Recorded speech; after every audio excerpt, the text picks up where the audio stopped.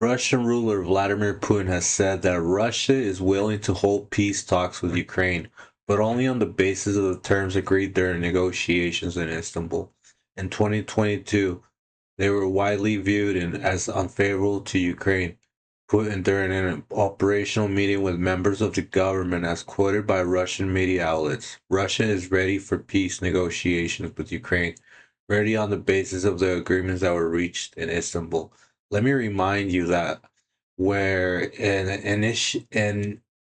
initiated by the Ukrainian delegation, so they were satisfied with everything at the time. I see no reason for us to move away from those agreements. On the basis of the agreements reached in Istanbul, on the basis of the modalities discussed in Anchorage, and most importantly on the basis of reality on the ground, as well as the principles I outlined several years ago during my address of the Ministry of Foreign Affairs. Details also claim that a so-called Kiev regime is attempting to create an impression that it holds strong positions ahead of potential negotiation. He believes, however, that Ukraine is not in a strong position and is merely trying to project one. According to Putin, the realities on the battlefield look completely different. He further claimed that Russian military units are advancing every day. According to media reports, the Russian side in Istanbul demanded that U.S. representatives be excluded from the talks with the Ukrainian delegation and put forward a number of conditions that weren't deemed unacceptable to Ukraine. Vladimir Medinsky, who led the Russian delegation in Istanbul, said during the negotiations that Russia was prepared to fight forever against Ukraine and threatened to seize Sumy and Kharkiv Oblast as well. He fought Sweden for 21 years. How long are you prepared to fight? Medinsky asked. The Ukrainian side, Bloomberg reported, citing sources familiar with the talks, that Ukraine that during a closed-door meeting in Istanbul on 16 May, the Russian representatives presented a number of demands to the Ukrainian delegations, outlining the conditions on which Moscow would be prepared to agree to a ceasefire. These included renouncing territory and giving up any claims for reparations. On 15, President Vladimir said he had proposed meetings put at the G7 in France for talks on ending the war, but that Russia was not ready to talk. On June 4th, Zelensky sent an open letter to Putin proposing a face-to-face bilateral meeting to end the war. He also said that Europe and the US should be involved in the negotiations.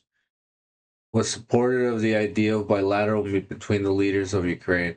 Meanwhile, the Kremlin leader said that he had read Zelensky's open letter and saw no point in holding such meeting, but made it clear that he has no intention of traveling anywhere for talks with Zelensky, but is prepared to meet him in Moscow.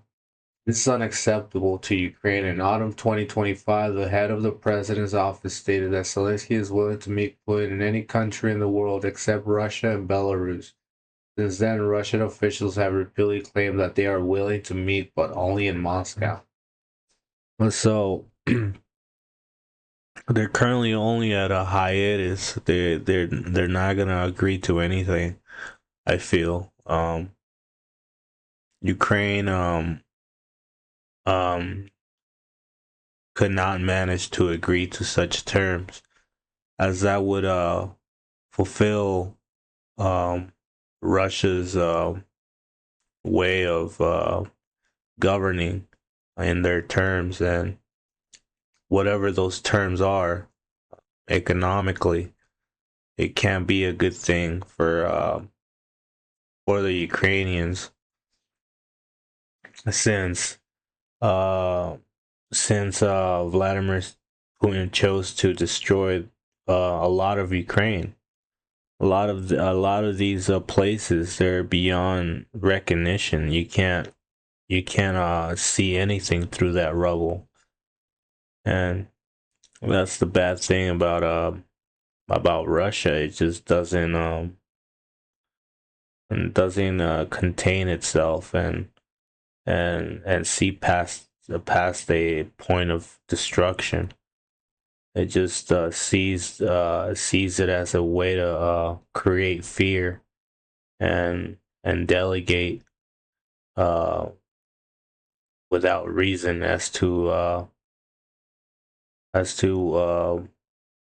why that should happen, or why why it does happen.